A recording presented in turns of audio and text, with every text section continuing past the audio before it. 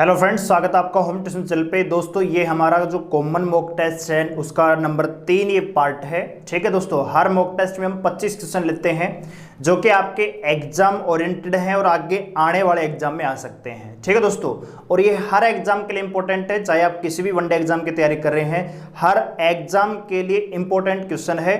तो आपको शुरू से लेकर आखिरी तक वीडियो के साथ बने रहना है। अपने कमेंट कीजिए और अगर आप खुद भी गैस करना चाहते हैं तो वीडियो को पॉज करके क्वेश्चन को सोल्व कीजिए और आखिरी में हमें कमेंट करके बताएं कि 25 में से आपके कितने क्वेश्चन सही हुए हैं दोस्तों। ठीक है, तो चलिए स्टार्ट करते हैं। तो शुरू करने से पहले ही मैं इतना कहना चाहूंगा कि आप वीडियो पर आए हैं तो आते ही वीडियो को लाइक कर दें। अगर चैनल को सब्सक्राइब नहीं किया है तो चैनल को सब्सक्राइब कर दें, बेल आइकन को प्रेस कर दें इसी प्रकार के लेक्चर्स के लिए दोस्तों। ठीक है, तो चलिए स्टार्ट करते हैं। तो लेते हैं पहला क्वेश्चन दोस्तों। पहला क्वेश्चन आपको स्क्रीन पर नजर आ रहा है कि साइज 30 मीटर इंटू 20 मीटर वाले किसी आयताकार क्षेत्र के एक कोने पर एक गाय 14 मीटर लंबी रस्सी से बंधी हुई है। तो उस क्षेत्र का क्षेत्रफल क्या होगा जिसमें गाय चर रही है। यानी एक आयताकार खेत है दोस्तों, ये मान लीजिए एक आयताकार खेत है। ठीक है दोस्तों, और इसकी जो लंबाई है वो कह रहा है कि 30 मीटर है और चौड़ाई कितनी है भाई, 20 मीटर है।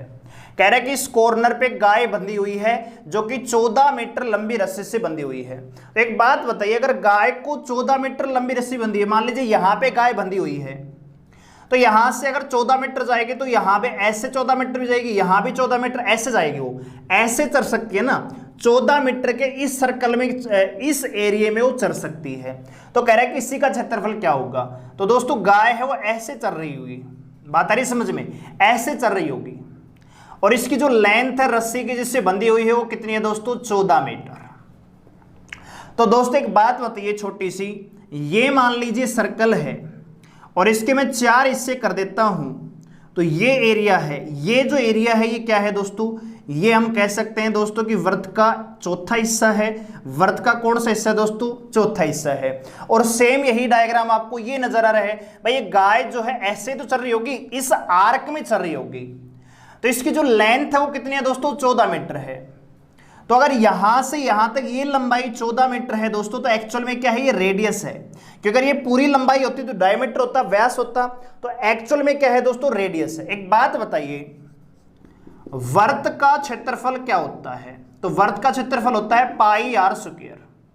लेकिन दोस्तों ये वर्त थोड़ी है, ये तो वर्त का चौथा हिस्सा है। तो इसका भी आपको, यानी घास चरने वाले, घास वाले का क्षेत्रफल, जिस एरिया में घास चर रही है उसका क्षेत्रफल। तो दोस्तों वर्त का क्षेत्रफल तो पाई आर स्क्वायर होता है, तो ये तो उसका चौथा हिस्सा है, तो इसका भी चौथा हिस्सा। ठीक है दोस्तों, इसका भी चौथा हिस्सा करेंगे तो आप सोल्व करेंगे तो 22/7, तो 7 कहाँ का नीचे, बटे में 4 है ही। आर का मान कितना दोस्तों, 14, तो गुणा में 14 गुणा में 14। ठीक है दोस्तों, 7 से कट जाएगा 2 बार, 2 दूनी 4, 2 7 14, यानी कितना आ जाएगा दोस्तों, 154 मीटर स्क्वायर। यानी वो एरिया जिसमें गाय चल रही है, ये जो एरिया है इसका क्षेत्रफल कितना है दोस्तों, 154 मीटर स्क्वायर दोस्तों, वर्ग मीटर। ठीक है भाई, तो मैं आशा करता हूं आपको ये सवाल समझ में आया होगा। ठीक है भाई, आगे बढ़ते हैं अगले सवाल पर। तो अगला सवाल आपको स्क्रीन पर नजर आ रहा है और वो ये कि किसी समचतुर्भुज की एक भुजा, किसी समचतुर्भुज की एक भुजा है तथा उसके विकर्ण क्रम से 10 सेंटीमीटर और 16 सेंटीमीटर है। तो समचतुर्भुज का क्षेत्रफल क्या होगा दोस्तों। समचतुर्भुज मान लीजिए, समचतुर्भुज क्या होते हैं दोस्तों, जिसकी सारी भुजाएं क्या हो, जिसकी सारी भुजाएं क्या हो, बराबर हो। तो मान लीजिए ये कोई चतुर्भुज है दोस्तों, एक वर्ग है, वो एक समचतुर्भुज भी हो सकता है दोस्तों। एक्चुअल में समचतुर्भुज इस प्रकार से बनती है कुछ। ठीक है भाई, एक्चुअल में जो समचतुर्भुज है वो लगभग इस प्रकार से बनती है। ठीक है, लगभग इस प्रकार से बनती है। तो भाई समचतुर्भुज का जो क्षेत्रफल होता है, ठीक है, समचतुर्भुज का जो क्षेत्रफल होता है दोस्तों, का एरिया होता है 1/2 गुणा d1 इंटू d2। यानी 1/2 इंटू d1 इंटू d2 का मतलब है डायमीटर 1 इंटू डायमीटर 2, विकर्ण फर्स्ट और विकर्ण 2 दोस्तों। तो आपके पास d1 का तो मान दे रखा है कि एक डायमीटर कितना है दोस्तों, 16 सेंटीमीटर लंबा है। मान लीजिए ये समचतुर्भुज है और इसका ये विकर्ण है, इसका ये क्या है दोस्तों, आर्क है ABCD। ठीक है दोस्तों, ABCD, और ये क्या है, D1 है। तो कह रहा है कि आपके पास एक भुजा दे रखी है जिसकी लंबाई 10 सेंटीमीटर है और ये जो D1 है इसका मान है 16 सेंटीमीटर। तो आपसे पूछा है सबसे पहले आपको निकालना पड़ेगा D2। तो D2 कैसे निकालेंगे दोस्तों, ये जो आपका विकर्ण है ये हम निकालेंगे दोस्तों। तो एक्चुअल में हम देखें तो अगर ये डायमीटर है यहां पे दोस्तों, अगर ये डायमीटर है और पूरे की लंबाई अगर यहां पे 16 सेंटीमीटर है तो ये कितना हो जाएगा दोस्तों, 8 सेंटीमीटर हो जाएगा। ये कितना हो जाएगा दोस्तों, 8 सेंटीमीटर हो जाएगा। या इस आकृति में देखें दोस्तों, इसको हम तिरछा करके देख रहे हैं, ABCD। तो आपके पास AC का जो मान दे रखा है, AC ये जो पूरा लेंथ है ये 16 सेंटीमीटर, तो ये कितना हो जाएगा दोस्तों, 8 सेंटीमीटर। ये भी कितना हो जाएगा, 8 सेंटीमीटर। और ये भुजा दे रखी है 10 सेंटीमीटर दोस्तों। तो सबसे पहले आपको क्या चाहिए, ये पार्ट हम निकालेंगे यहाँ पे, ये हिस्सा। तो आपको यहां पे नजर आ रहा है कि ये क्या है दोस्तों, समचतुर्भुज है। और समचतुर्भुज का आपको विकर्ण पता है, आपको लंब पता है, आपको आधार निकालना है। अगर मैं इसको O मान लेता हूं तो सबसे पहले हम क्या निकालेंगे दोस्तों, BO। और BO कैसे निकलेगा दोस्तों, BO कैसे निकलेगा, AB square minus AO square. ठीक है दोस्तों, 10 का स्क्वायर माइनस 8 का स्क्वायर, तो ये बनेगा वर्गमूल 36 और वर्गमूल 36 का मान आएगा 6। यानी ये जो यहां से यहां तक लंबाई है 6 सेंटीमीटर, तो ये भी कितनी हो जाएगी, 6 सेंटीमीटर। तो पूरे D2 का मान कितना आ जाएगा दोस्तों, 12 सेंटीमीटर। तो एरिया निकाल देंगे, 1/2 गुणा में 16 गुणा में 12, तो 2 × 6 = 12, यानी 96 वर्ग सेंटीमीटर दोस्तों। ठीक है, तो समचतुर्भुज का जो क्षेत्रफल होगा वो होगा 96 वर्ग सेंटीमीटर दोस्तों। देखिए क्या हो रहा है यहाँ पे कि ये कोई भुजा है दोस्तों, या समचतुर्भुज है, ये भुजा 10 सेंटीमीटर है, ये विकर्ण दे रखा है 16 सेंटीमीटर। अगर पूरे लेंथ की लंबाई, क्योंकि समचतुर्भुज में विकर्ण जो है वो 2 बराबर हिस्सों में बटा होता है। अगर एक हाफ की लंबाई अगर 8 सेंटीमीटर है तो दूसरा भी 8 होगा। भाई पूरे की लंबाई अगर 16 सेंटीमीटर तो यहां से यहां तक 8 सेंटीमीटर, ये भी 8 सेंटीमीटर। अब मुझे ये 8 सेंटीमीटर ये पता है, मुझे ये विकर्ण पता है, तो मुझे ये निकालना होगा BO। तो जैसे समचतुर्भुज एक्चुअल में ऐसे बनती है वो मैंने वैसे बताया है। तो यहाँ पे BO की लंबाई निकालेंगे तो 10 की स्क्वायर माइनस 8 की स्क्वायर, 36 आएगा रूट, तो रूट 36 का मान होता है 6 सेंटीमीटर। यहां से यहां तक BO की लंबाई अगर 6 सेंटीमीटर है तो OD भी लंबाई 6 सेंटीमीटर होगी। इस प्रकार हम कह सकते हैं कि BD पूरे विकर्ण की जो लंबाई है वो 12 सेंटीमीटर हो जाएगी। समचतुर्भुज का क्षेत्रफल होता है 1/2 गुणा विकर्णों का गुणा। ठीक है दोस्तों, तो इस प्रकार से हम सोल्व कर देंगे तो आ जाएगा 96 वर्ग सेंटीमीटर। ठीक है भाई, आशा करता हूं सवाल आपको समझ में आया होगा। आगे बढ़ते अगले सवाल पर। तो अगला सवाल आपको स्क्रीन पर नजर आ रहा है कि एक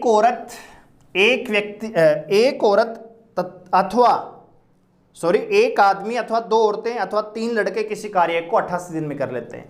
इसका मतलब यह है कि चाहे एक आदमी लगाओ काम पर, या 2 औरतें लगाओ, या 3 लड़के लगाओ, ये सारे ही व्यक्ति 88 दिन में काम को कर सकते हैं। मतलब एक आदमी को काम देंगे तो भी 88 दिन में होगा, अगर 2 महिलाओं को वही काम देंगे तो भी 88 दिन ही लगेंगे, और अगर 3 लड़कों को देंगे तो भी 88 दिन लगेंगे। इसका मतलब सीधा सा ये है कि एक आदमी बराबर है 2 महिलाओं के बराबर है 3 बच्चों के, यानी एक आदमी बराबर है 2 महिलाओं के, महिलाएं बराबर है कितने के, 3 बच्चों के। यानी इस बात को मैं ये ऐसे भी कह सकता हूं कि एक आदमी की कैपेसिटी 3 बच्चों की कैपेसिटी के बराबर है, या मैं ये भी कह सकता हूं कि 2 महिलाओं की क्षमता 3 बच्चों के बराबर है, या मैं ऐसे भी कह सकता हूं कि 2 महिलाओं की कार्य क्षमता 1 पुरुष के बराबर है, या मैं ये भी कह सकता हूं कि 3 बच्चों की कार्य क्षमता 1 पुरुष के बराबर है दोस्तों। अब सवाल क्या पूछा है दोस्तों, ये तीनों ही किसी काम को 88 दिन में कर लेते हैं। तो आपसे पूछा है दोस्तों एक आदमी प्लस में एक वुमेन प्लस में 3 बॉय कितने दिन में समाप्त करेंगे। तो या तो आप सभी को इसको पुरुष बनाइए, या महिलाएं बनाइए, या फिर आप इनको बच्चे बनाइए। तो हम इसको बच्चे बना लेते हैं। तो एक आदमी कितने बच्चों के बराबर है दोस्तों, 3 बच्चों के। ठीक है दोस्तों, एक आदमी, एक महिला और एक बच्चा। तो ये बच्चा तो जाएगा ही जाएगा, हम बाकियों को बच्चा बना रहे, तो एक बच्चा तो जाएगा, बिल्कुल जाएगा। एक आदमी कितने बच्चों के बराबर है, 3 के बराबर, प्लस में 2 महिलाएं 3 बच्चों के बराबर है, तो एक महिला 3/2 बच्चों के बराबर, ये सारे बच्चे हो गए। ठीक है दोस्तों, तो इस प्रकार हम देखें तो 6 प्लस में 3 प्लस में 2/2। ठीक है, तो 6 3 9 2 11, 11/2 बी बराबर कितने दिन में, यानी ये मान आपको निकालना है। तो यहां पे डायरेक्ट हम सूत्र रखेंगे M1D1 बराबर M2D2 दोस्तों। तो 3 बच्चे मिलकर काम करते हैं 88 दिन में, और आपसे पूछा है 11/2 बच्चे मिलकर करेंगे कितने दिन में। तो देखिए दोस्तों 2 यहाँ पे मल्टीपल में आ जाएगा और 11 से 8 कट जाएगा, तो 8 या 24 दूनी 48 दिन में कर देंगे। ठीक है दोस्तों, इस प्रकार से। या आप सभी को पुरुष बना लो। भाई आपको पता है कि 3 बच्चे अगर एक पुरुष के बराबर हैं तो 1/3 पुरुष 1/3 मेल। इन बच्चों की जगह में 1/3 मेल ले सकता हूं। एक आदमी तो जाएगा, 2 महिलाएं एक पुरुष के बराबर है तो 1/2, तो 2 तिया 6 एलसीएम आएगा दोस्तों। यहाँ पे 2 + में 6 + में 3, तो 6 3 9 2 11, 11/6 क्या है बॉय। तो देखो 88/11 गुणा में 6, तो 11 × 88 48 दिन। आंसर सेम रहेगा, चाहे आप पुरुष बना लो सबको या महिलाएं बना लो या फिर बच्चों के अकॉर्डिंग कर लो। ठीक है दोस्तों, सूत्र लगेगा M1D1 = M2D2। आइए आगे बढ़ते हैं अगले सवाल पर। तो अगला सवाल आपको स्क्रीन पर नजर आ रहा है कि नल ए, बी तथा सी मिलकर किसी पानी की खाली टंकी को 10 मिनट में भर सकते हैं। दोस्तों ए बी सी तीनों मिलकर, ए प्लस में बी प्लस में सी तीनों मिलकर 10 मिनट में भर सकते हैं। और अकेला ए इसे 30 मिनट में भर सकता है। अकेला ए है वो 30 मिनट में भरता है और अकेला बी है वो 40 मिनट में भरता है। दोस्तों पूछा है कि सी अगर अकेले इस काम को करेगा तो कितने देर में खाली टंकी को भर देगा। दोस्तों सबसे पहले आपको पता होना चाहिए कि टोटल धारिता कितनी है, कम जो टंकी है उसमें क्षमता कितनी है पानी की। तो 30, 40 और 10 का एलसीएम लेंगे दोस्तों, कितना आएगा दोस्तों 120 लीटर। ठीक है, तो यहां पे दोस्तों 12 मिनट। ठीक है, कैपेसिटी यानी एबीसी मिलकर प्रति मिनट 12 लीटर पानी डाल सकते हैं। अकेला ए है वो 4 लीटर पानी डाल सकता है प्रति घंटे में, और अकेला बी है वो 3 लीटर पानी डाल सकता है। अगर मुझे पता है ए प्लस बी प्लस सी तीनों की जो कैपेसिटी है वो 12 लीटर है, जबकि ए प्लस में बी की जो कैपेसिटी है वो 7 लीटर है, तो सी की क्षमता कितनी आ जाएगी 5 लीटर पर मिनट या पर आवर या पर डे, जो भी इसमें दे रखा है।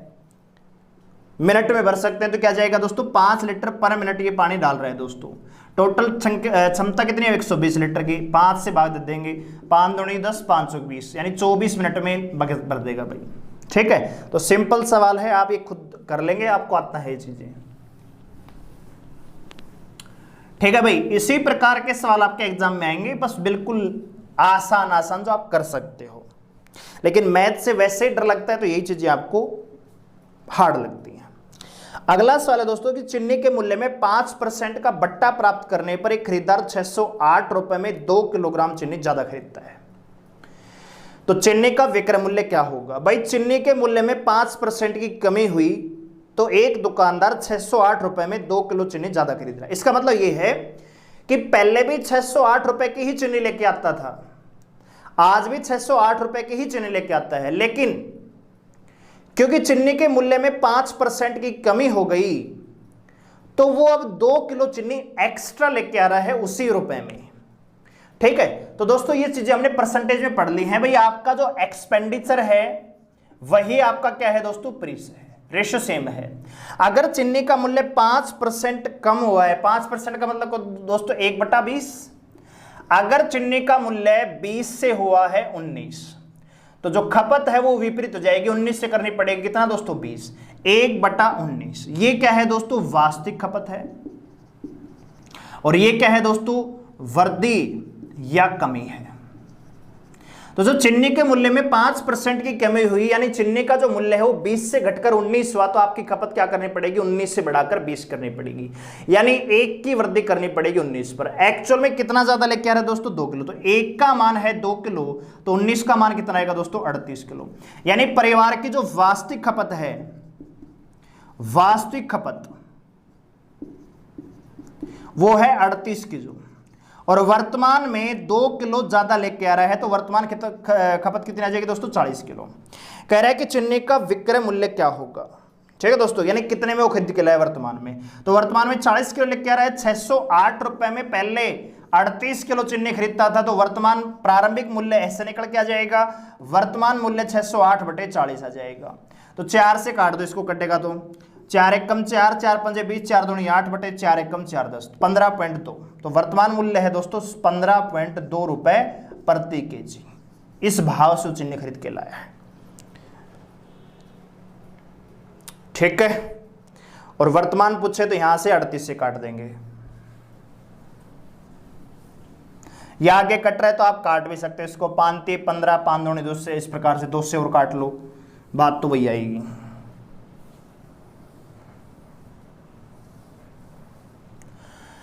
आगे बढ़ते हैं अगले सवाल पर दोस्तों। अगला सवाल है कि कोई व्यापारी अपने माल के मूल्य से, जो कोई व्यापारी अपना माल लेके आता है किसी कंपनी से, उससे 40% अधिक मूल्य अंकित करता है तथा 25% का बट्टा देता है, तो उसका लाभ कितना होगा दोस्तों। तो यहाँ पे 3 चीजें हैं, आपको पता है, एक मार्क प्राइस होता है अंकित मूल्य, कॉस्ट प्राइस होता है क्रय मूल्य, और एक सेलिंग प्राइस होता है विक्रय मूल्य। मान लीजिए व्यक्ति 100 रुपए में खरीद के लाया कोई चीज, मान लीजिए मैं दुकानदार हूं, मैं किसी कंपनी से प्रोडक्ट लेके आया 100 रुपए में। अब मैंने क्या कर दिया, आपने देखा होगा ना, कोई प्रोडक्ट हम खरीद के लाता तो उसका अंकित मूल्य, भाई इस पर तो इतना रेट है, इस पर डिस्काउंट दे दूंगा, तो वो क्या है एक्चुअल में अंकित मूल्य है। तो मैंने क्या किया, जो चीज मुझे 100 रुपए में खरीद के लाया उसको मैं 40% बढ़ाकर उसका मूल्य अंकित कर दिया 140 दोस्तों। अब मैं क्या कर रहा हूं, कोई दुकानदार मेरी दुकान पे कोई खरीदने आया, जूता खरीदने आया, उसका मूल्य मैंने 140 रुपए अंकित किया हुआ था, वो कह रहा है यार मेरे को डिस्काउंट दे, तो मैंने कहा चल तेरे को 25% का डिस्काउंट दे दिया। तो 140 रुपए की वस्तु है, 25% का डिस्काउंट दे दिया, यानी वो अपने के 75% में बिक्री होगी, तो कितने बिक्री होगी दोस्तों, 105 रुपए में।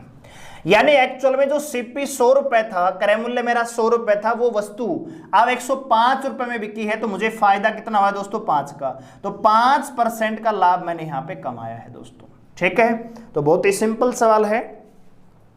आगे बढ़ते अगले सवाल पर दोस्तों। कह रहा है कि 25% और 10% के क्रमवार बट्टों के समतुल्य बट्टा बताइए। तो समतुल्य बट्टा, इक्विवेलेंट डिस्काउंट, समतुल्य बट्टा, डायरेक्ट सूत्र है a + b - ab अपॉन 100। तो पहले 25% का डिस्काउंट है, फिर 10 का, और ये 250 बटे 100 दोस्तों। ठीक है, तो 25 और 10 35 माइनस 2.5। ठीक है दोस्तों, तो 3 32.5%। ठीक है, ऑप्शन डी समतुल्य बट्टा कितना जाएगा, 32.5%। तो ये चीजें आसान है, आप खुद कर लेंगे, ऐसे ही सवाल आपको मिलेंगे दोस्तों। कह रहा है कि 2 समान आयतन वाले बेलनों के व्यास 3:2 के अनुपात में है, तो उनकी ऊंचाइयों का अनुपात क्या होगा दोस्तों। यह सवाल आपसे पूछा गया है कि 2 समान आयतन वाले बेलन के व्यास हैं, वो 3:2 के अनुपात में है, तो उनकी ऊंचाइयों का अनुपात क्या होगा दोस्तों। तो व्यास आपको दे रखा है, व्यास क्या होता है दोस्तों, डायमीटर यानी d1/d2, इनका रेशियो दे रखा है 3:2। तो एक बात बताइए, मान लीजिए d1 मेरा मान लीजिए 21 और d2 मेरा 14 है, या d1 मान लेते हैं, कुछ भी मान लो आप, मान लीजिए 28 मान लेते हैं, या 3 से डिवाइड होने वाले 36 मान लेते हैं भाई, और यहां पे 24 मान लेते हैं। तो एक बात बताइए, अगर मेरा डायमीटर 1 36 है, d2 मेरा 24 है, तो रेडियस निकलेगी इसकी आधी, तो ये 18 हो जाएगी, ये 12 हो जाएगी, तो इसका रेशियो कितना आएगा, 3:2 आएगा। यानी मैं जो कहना चाह रहा हूं, मैं ये कहना चाह रहा हूं कि जो अनुपात डायमीटर का है वही अनुपात किसका होगा, रेडियस का होगा। यानी जो अनुपात आपका व्यास का है वही अनुपात किसका होगा, त्रिज्या का होगा। तो यही बराबर होगा किसके दोस्तों, R1 और R2 के। अब दोस्तों बेलन के वॉल्यूम की बात करें, बेलन का आयतन, बेलन का जो आयतन होता है दोस्तों πr² होता है, लेकिन यहां पे तो 2 बेलनों की बात हो रही है। ठीक है दोस्तों, तो यहां पे दोनों को अनुपात में रख देंगे दोस्तों, तो πr², तो R1 की जगह 3 रखेंगे, R2 की जगह हमें 2 रखेंगे, तो ये क्या बन जाएगा दोस्तों, जो वॉल्यूम का जो रेशियो है πr1² बटे πr2²। ठीक है, और ये H1 और ये H2, तो पाई से पाई कैंसिल हो जाएगा, R1 की जगह कितना रखेंगे 3, R2 की जगह कितना रखेंगे 2, तो 3 का स्क्वायर 9 गुणा में H1 बटे R2 2 रखेंगे, 2 का स्क्वायर 4 गुणा में H2 बराबर 0। तो H1 बटे H2 रखेंगे तो दोस्तों क्या आएगा, 4:9। इसको शॉर्ट में 2:3 भी कह सकते हो, लेकिन ऑप्शन में 2:3 नहीं है, तो आंसर क्या आएगा 4:9 दोस्तों। ठीक है, तो सिंपल सवाल। आगे बढ़ते हैं अगले सवाल पर। अगला सवाल आपको स्क्रीन पर नजर आ रहा है कि एक घन तथा गोले के संपूर्ण पृष्ठ का क्षेत्रफल बराबर है तो उनके आयतनों का अनुपात क्या होगा। एक घन और एक गोले के संपूर्ण पृष्ठ का जो क्षेत्रफल है वो बराबर है, ठीक है दोस्तों। तो उनके आयतनों का अनुपात क्या होगा दोस्तों। एक घन है तो घन आप जानते हैं क्यूब, इस प्रकार का घन होता है दोस्तों। और किसी भी घन में दोस्तों कितनी सरफेस होती हैं, 6 होती हैं। तो घन का जो पृष्ठीय क्षेत्रफल होता है, घन का जो पृष्ठीय क्षेत्रफल होता है दोस्तों वो होता है 6L स्क्वायर दोस्तों, ठीक है। क्या होता है, 6L स्क्वायर होता है। जबकि बात करें दोस्तों गोले की, ये क्या है दोस्तों, घन है और दूसरा हमारे पास क्या दे रखा है, गोला, ठीक है, बेलन। तो इसका क्या होगा दोस्तों, 4πr स्क्वायर, ठीक है दोस्तों। ये है 6L स्क्वायर, ये है 4πr स्क्वायर। अगर मैं घन बटे गोला कर देता हूं तो क्या आएगा दोस्तों, यहां पे अगर मैं घन बटे में गोला कर देता हूं तो यहां पे क्या आएगा, 4πr स्क्वायर बटे 6L स्क्वायर। तो देखो यहां पे आप काट भी सकते हो या फिर आप इसको डायरेक्ट आगे भी लेके जा सकते हो, ठीक है दोस्तों।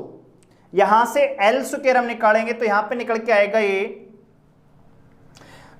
4πr स्क्वायर बटे 6L स्क्वायर। अब मुझे क्या करना है दोस्तों, यहां पे L चाहिए क्योंकि मुझे आयतन में निकालना है। तो आयतन के लिए क्या चाहिए, तिर्यक रेखा चाहिए और मुझे रेशियो भी, रेडियस भी चाहिए दोस्तों। तो यहां पे जब आप इनको कैलकुलेट करते हैं, आप चाहो तो घन और गोले का अनुपात निकाल लो, आप चाहो तो घन गोले को ऊपर रख लो, बात एक ही है क्योंकि आपको दोनों का ही अनुपात निकालना है। लेकिन सवाल में आखिरी में पूछा क्या है, घन तथा गोले का आयतन क्या होगा, ठीक है दोस्तों। तो यहां से जो L बटे जो R आएगा वो आएगा √π बटे √6, √π बटे √6 आएगा, ठीक है। तो यहां पे 2 से 2√π बटे √6 आएगा। अब आपसे पूछा है वॉल्यूम, तो वॉल्यूम आपको पता होना चाहिए घन का आयतन क्या होता है और गोले का आयतन क्या होता है दोस्तों। तो घन का जो आयतन होता है वो होता है आपका L³ बटे 4/3πr स्क्वायर, ठीक है दोस्तों, 4/3πr स्क्वायर। ये है घन का आयतन, ये है गोले का आयतन दोस्तों।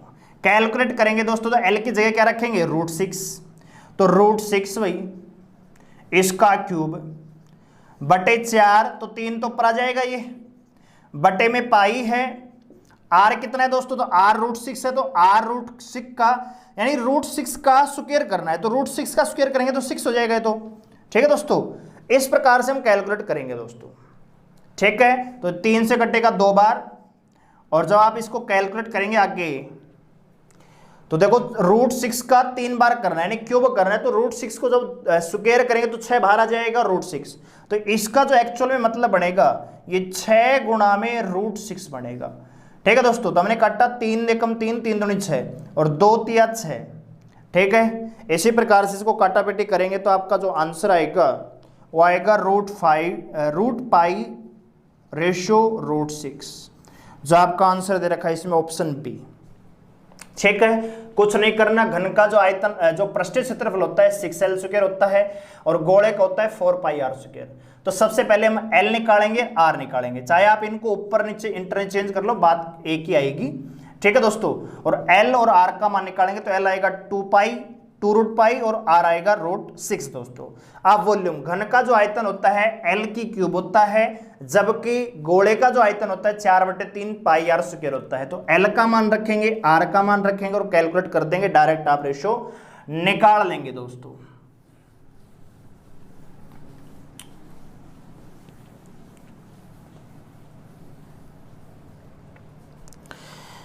कह रहा है कि किसी आयत की लंबाई तथा चौड़ाई में प्रत्येक में क्रम से 50% की वृद्धि की जाती है।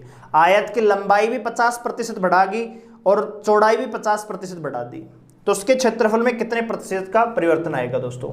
आयत की लंबाई 50% का मतलब 1/2, तो पहले 2 थी, आज 1 बढ़ा दिया यानी 3 हो गई। चौड़ाई है उसको भी बढ़ा दिया 50% यानी वो भी 2 से 3 हो गई। तो एरिया की बात करो दोस्तों, तो एरिया क्या होता है, लंबाई गुणा में चौड़ाई, ये बनेगा 4 और यहाँ पे 9। यानी जिस आयत का क्षेत्रफल पहले 4 यूनिट होता था, आज 9 यूनिट है, कितना बढ़ गया दोस्तों 5। तो 5 बढ़ा किस पर 4 पर, तो 100 पर कितना 125%, यानी उसके जो क्षेत्रफल में है 125% का इजाफा हो जाएगा। ऑप्शन ए इसका आंसर आएगा। प्रतिशत में इस प्रकार के सवाल हम कर चुके हैं। अगला सवाल है दोस्तों 30 रुपए प्रति किलोग्राम मूल्य वाले 12 किलो चावल और 40 रुपए प्रति किलोग्राम वाले 8 किलो चावल को मिला दिया जाता है, तो मिश्रित चावल का औसत प्रति किलोग्राम मूल्य क्या होगा। तो देखिए सिंपल सवाल है भाई, 30 रुपए प्रति केजी के हिसाब से 12 किलो चावल जाए, प्लस में 40 रुपए प्रति केजी के हिसाब से 8 किलो चावल जाए, तो 12 या 36, यानी इनका जो टोटल मूल्य है 360 रुपए है और इनका है 320 रुपए। तो हम देख पा रहे हैं यहाँ पे 700 रुपए यहाँ पे आ जाता है। 700 रुपए टोटल क्रय मूल्य बना, यानी टोटल वस्तु का कॉस्ट प्राइस बना। टोटल चावल कितना है दोस्तों 12 किलो और 8 किलो, तो 12 और 8 कितना दोस्तों 20 किलो। तो कैलकुलेट करेंगे दोस्तों 35 रुपए प्रति केजी, जो फाइनल इसका विक्रय मूल्य बनेगा मिलाकर वो 35 रुपए प्रति केजी बनेगा दोस्तों। ठीक है भाई, दोनों को मिला दिया, दोनों का जो कुल वजन है और कुल जो क्वांटिटी है दोनों को मिला दिया। अगला जो सवाल दे रखा है दोस्तों, अनुपात है 4 की पावर 3.5 रेशियो 2 की पावर 5। तो दोस्तों 4 की पावर 3.5 है और रेशियो है 2 की पावर 5।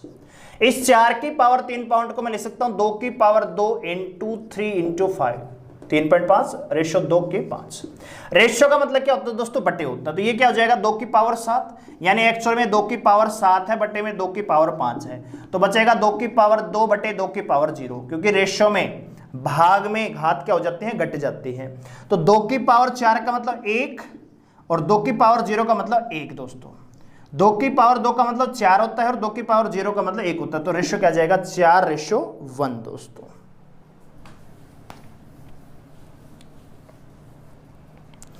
अगला सवाल है, यदि 2a बराबर है 3b बराबर है 4c के, 2a बराबर है 3b बराबर है 4c, तो आपसे पूछा है a:b:c। तो आप चाहो तो इनका एलसीएम ले लो डायरेक्ट, 4 3 12 12 दूनी 24, यानी 12 एलसीएम आएगा तो 2 से भाग देंगे तो 6 आएगा, 3 से 4 और 3, 6 4 3 इसका डायरेक्ट आंसर आ जाता है। ठीक है भाई, इस प्रकार से इनको डायरेक्ट आप कर सकते हो।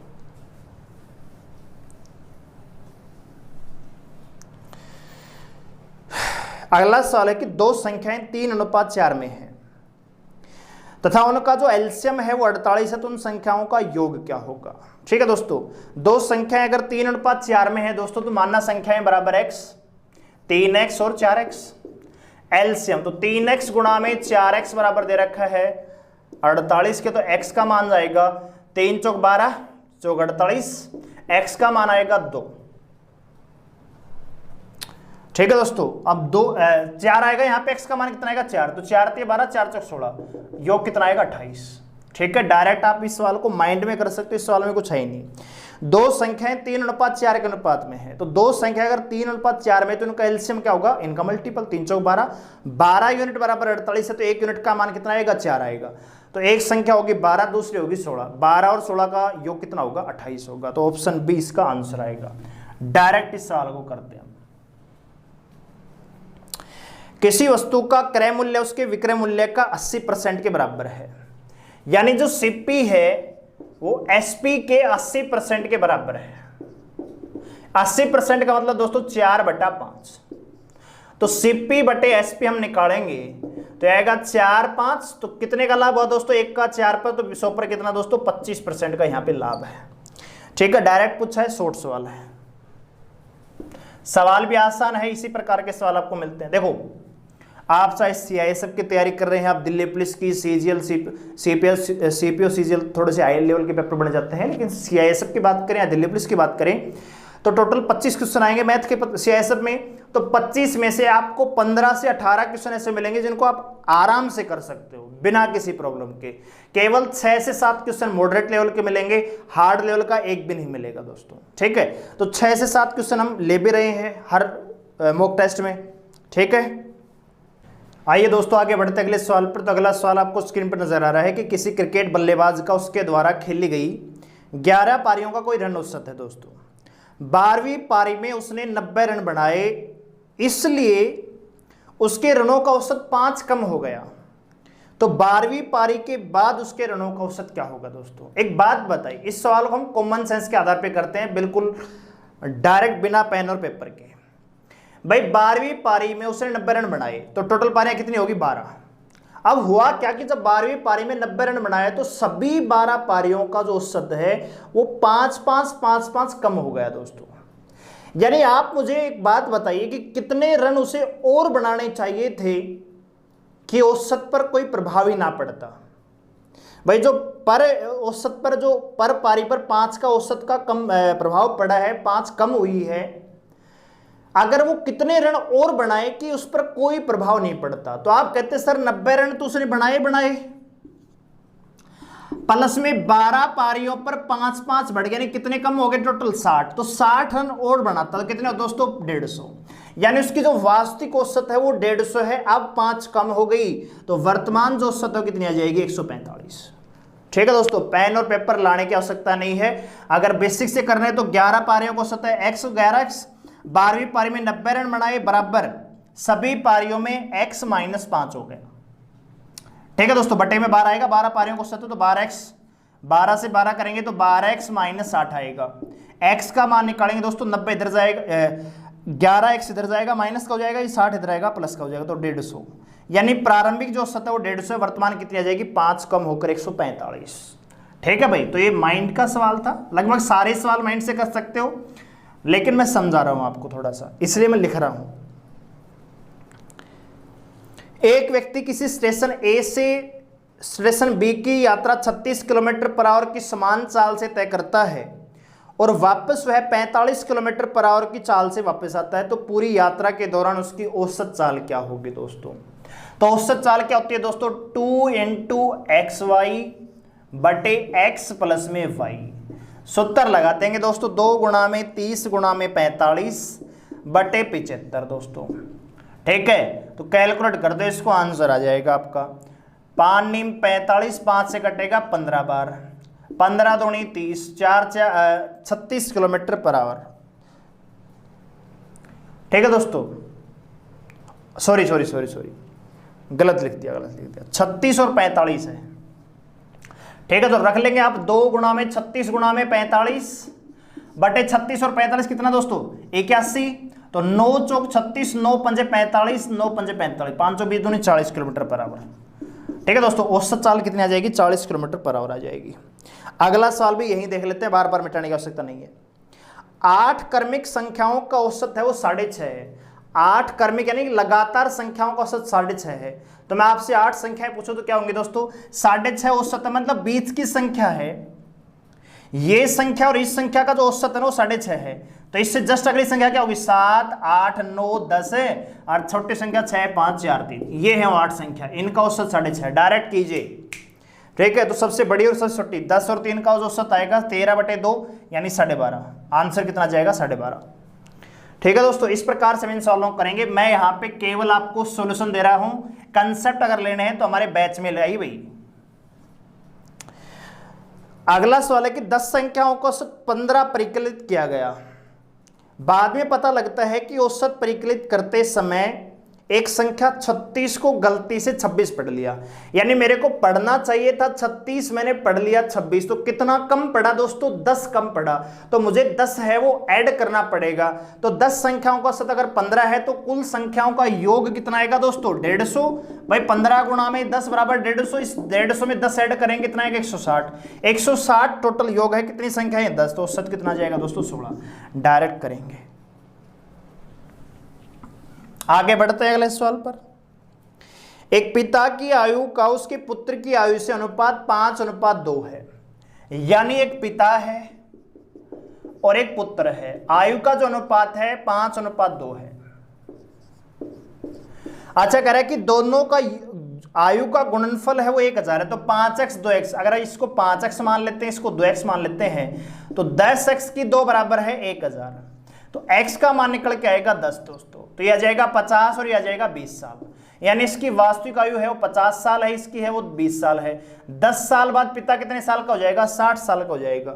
ठीक है दोस्तों, बिल्कुल आसान सवाल है, यही पेपर में आएंगे, इससे ज्यादा लेवल नहीं मिलेगा। अगर आप हमारे साथ डेली जुड़ेंगे 9 बजे, या टाइम आपके अकॉर्डिंग हम सेट कर देंगे, तो आपको डेफिनेटली यहाँ पे फायदा होगा दोस्तों, बहुत सारा मैथ आप यहाँ पे सीखेंगे दोस्तों। जैसे अगला सवाल दे रखा है कि किसी संख्या को 387 से भाग देने पर शेषफल 48 प्राप्त होता है। मान लीजिए कोई संख्या x है, इसको हम दोस्तों कह रहे हैं कि 387 से भाग देना, तो शेष क्या बचता है दोस्तों, 48 शेष बचता है।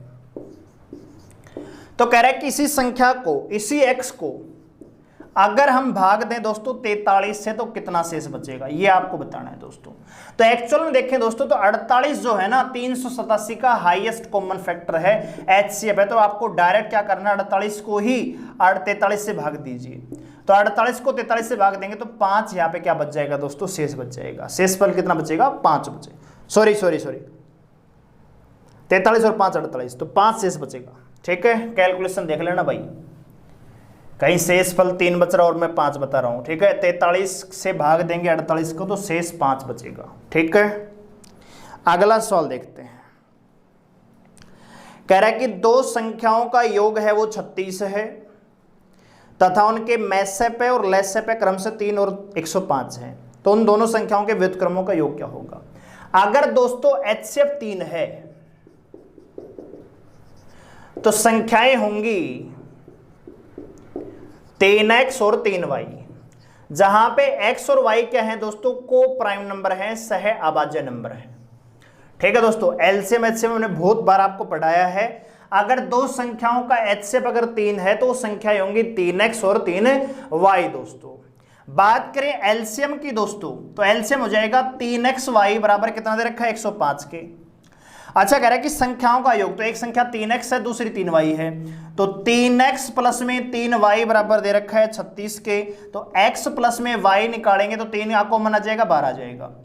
यानी x प्लस में y बराबर 12 है और xy बराबर कितना आ जाएगा दोस्तों, 3 से भाग देंगे, xy निकालेंगे ना यहाँ पे, तो 3 3 9 3 5 15। अब आपके दिमाग में दो ऐसी संख्याएं आनी चाहिए जिनका योग करें तो 12 और जिनका गुणा करें तो 35, तो 7 और 5 का दिमाग में नहीं आ रही, तो इनके व्युत्क्रमों का योग करेंगे तो दोस्तों 4/35 आपका आंसर आ जाएगा। ठीक है दोस्तों, सिंपल सवाल है, केवल कंसेप्ट पर आधारित। कंसेप्ट आते हैं तो सवाल कुछ नहीं है, कंसेप्ट नहीं आते भाई सवाल फिर टेढ़ा लग रहा होगा। आप कहेंगे सर डिटेल से समझाओ, डिटेल से समझाया है मैंने, फिर भी समझ में नहीं आया तो एलसीएम एचसीएफ की क्लास देखिए दोस्तों।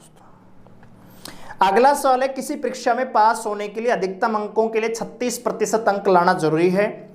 एक विद्यार्थी ने 113 अंक प्राप्त किए तथा वह 85 अंकों से फेल हो गया, यानी अगर वो 85 नंबर और ले आता तो वो 36% नंबर ले आता और वो पास हो जाता। अधिकतम कितने दोस्तों, 100%। तो यहाँ पे मैं कह सकता हूँ 36% का जो मान है वो बराबर है 113 प्लस में 85, तो 198 के,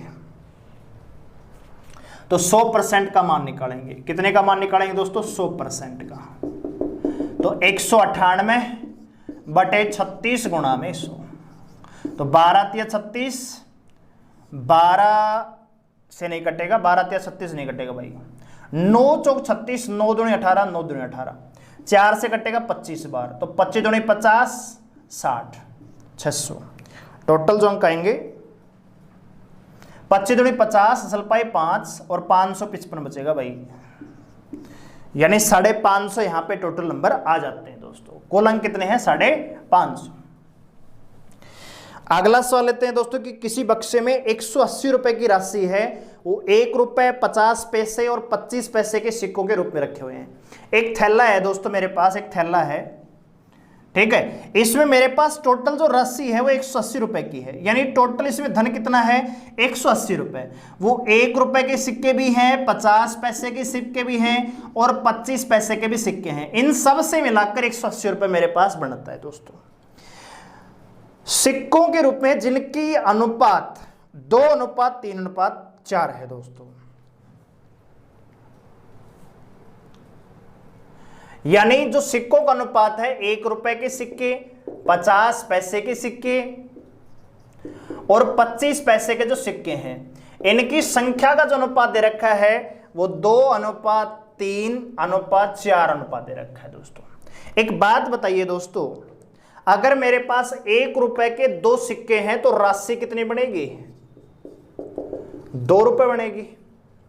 भाई 1 रुपए 50 पैसे और 25 पैसे के आपको रेशो दे रखे हैं और इनकी संख्या दे रखी है 2:3:4। एक बात बताइए, अगर 1 रुपए के 2 सिक्के हैं मेरे पास तो राशि कितनी बनेगी? 2 रुपए दोस्तों। इसी प्रकार अगर दोस्तों 50 पैसे के 3 सिक्के हैं तो रुपए बनेंगे मेरे पास 1.5 रुपए दोस्तों, और 25 पैसे के 4 सिक्के तो रुपए बनेगा 1 दोस्तों। इस प्रकार टोटल राशि देखें तो 2, 3, 4, 4.5 रुपए यानी 4.5 यूनिट बराबर है 180 के। तो 1 यूनिट का मान निकालेंगे 180/9 गुणा में 2, तो कितना आएगा दोस्तों? 40। यानी 1 यूनिट बराबर है 40 के, तो 2 यूनिट बराबर 80, 3 यूनिट बराबर 120, 4 यूनिट बराबर 160। 1 रुपए के 80 सिक्के हैं, 50 पैसे के 120 सिक्के हैं और 25 पैसे के 160 सिक्के हैं दोस्तों। ठीक है, तो कुछ भी आपसे पूछा गया है वो आप डायरेक्ट यहां से निकाल सकते हैं। अब बढ़ते हैं आखिरी सवाल पर दोस्तों। तो दोस्तों आखिरी सवाल पर जाने से पहले मैं इतना कहना चाहूंगा कि इतनी लंबी आप वीडियो देख के आए हैं, अगर कुछ समझ में आया है, कुछ अच्छा लगा है तो वीडियो को लाइक कर दें और डेली हमारे साथ जुड़ने के लिए वीडियो को, इस चैनल को सब्सक्राइब भी कर दें, बेल आइकन को प्रेस कर दें ताकि जैसे ही प्रीमियर लगे तो आपको नोटिस चला जाए दोस्तों। आखिरी सवाल दोस्तों अलजेब्रा का है, सिंपल सवाल है जो आपके लेवल का है। एक x प्लस में 1/x बराबर 5 है, तो आपको बताना है दोस्तों 5x बटे x स्क्वायर प्लस में 5x प्लस में 1 का मान क्या होगा दोस्तों, ये आपको बताना है। तो देखिए दोस्तों, अगर दोस्तों मैं इससे x से भाग दूं, x से गुणा करूं, क्या करना है? गुणा करना है। इस इक्वेशन को x से क्या करेंगे? गुणा करेंगे। तो x को x से गुणा करेंगे, क्या आएगा दोस्तों? x स्क्वायर हो जाएगा प्लस में 1/x गुणा में x, तो x कट जाएगा दोस्तों, कितना आएगा? 1 आएगा, बराबर 5 को भी x से गुणा करना पड़ेगा, तो क्या आएगा दोस्तों? 5x आएगा। अब यहां पे ध्यान से देखिए, इस इक्वेशन को मैं लिख सकता हूं 5x बटे x स्क्वायर प्लस में 1 प्लस में 5x। इस एक को उठा के इसके पास लिया, ये बन गया दोस्तों। तो ये चीज किसके बराबर दे रखी है? 5x के बराबर हम निकाल लिया, तो ये बन जाएगा 5x बटे, इसकी जगह क्या रखेंगे? 5x प्लस में 5x, तो आएगा 1/2, क्योंकि 5x बटे 10x बराबर 1/2 इस सवाल का आंसर आ जाएगा। ठीक है दोस्तों, तो ये था आज की हमारी क्विज। आपको कैसी लगी हमें कमेंट में जरूर बताएं, और आपने कितना स्कोर किया ये भी हमें डेफिनेटली बताएं दोस्तों। ठीक है, धन्यवाद।